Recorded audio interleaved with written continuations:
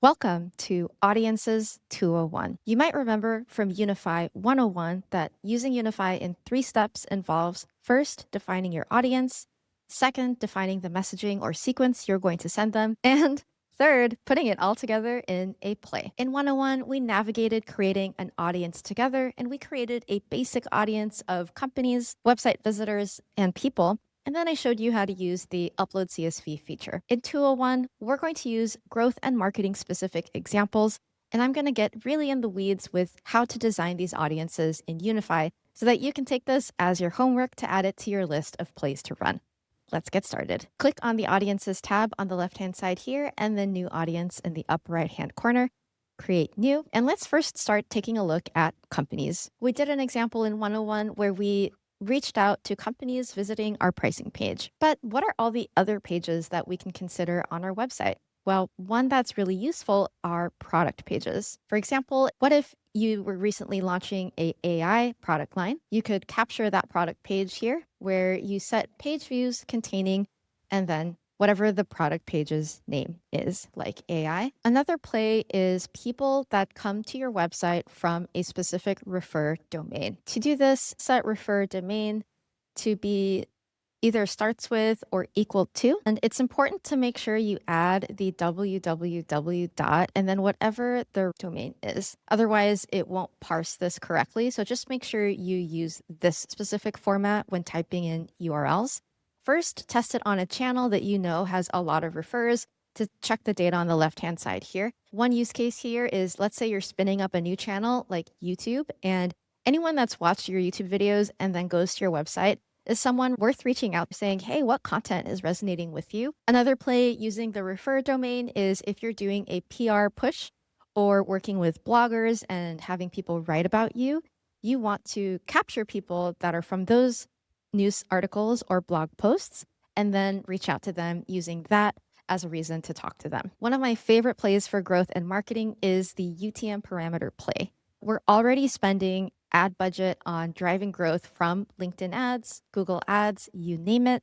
The UTM parameter play lets us reach out to people that land on our website from a specific ad campaign and then reach out to them with relevant messaging. The parameters we currently have available to us are UTM source, UTM medium, and UTM campaign. Let's say we're running Google ads, then we'll want to set UTM source is equal to Google. Scrolling down, I already covered these persona-based plays in Unify 101. Just a high-level recap, in case you forgot, is filtering by persona, where persona can be any of your core personas. Champion tracking are people that you've sold to before that are starting new jobs. New hire tracking are people that are just starting a new job. Website activity is self-explanatory. And the email replies, opens, and clicks is pretty self-explanatory. This is emails in our platform that we've sent to them via sequences.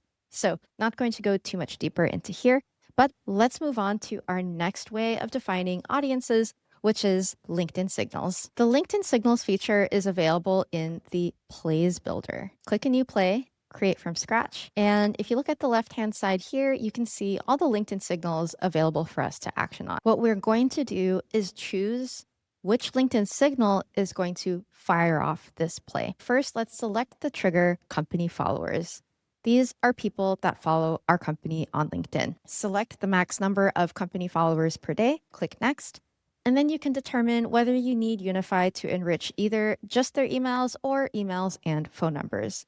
For this use case, let's just say enrich just emails and then click done. And that's it. Now this is an audience of our company followers, and we can loop through this audience and route them into the right sequence. Just to walk you through them, they are company followers, profile followers of a specific person, recent profile views. When you set this up, you can pull in all of the people in your team. So we can target anyone's profile followers from within the company and run this play at scale. Super, super powerful. Next is reaching out to people that like posts. So here we've added some teammates because we want to track their networks and people who like their posts, but you can add anyone's profile here. I could even grab Mark Benioff's profile and paste it here. So this isn't just limited to people in your team, it's any LinkedIn profile that might be an influencer or someone in your space whose followers are your ICP and you want to reach out to them when they engage with content that this person writes. Last but not least is post comments.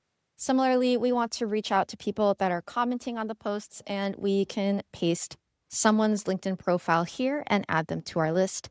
One hack for this you might want to add to your list of plays is noticing when people comment on lead magnet posts on LinkedIn. One more audience that should be part of a recurring play in every marketer's playbook is conference attendees. Every conference you have, you should be booking meetings in advance using Unify. There's two ways to do this. One, you can get the account list from the conference organizer beforehand. If they're really nice, they're going to give you the emails of all the people attending, and you can upload that as a CSV directly. But that's not usually the case. So there's two workarounds here.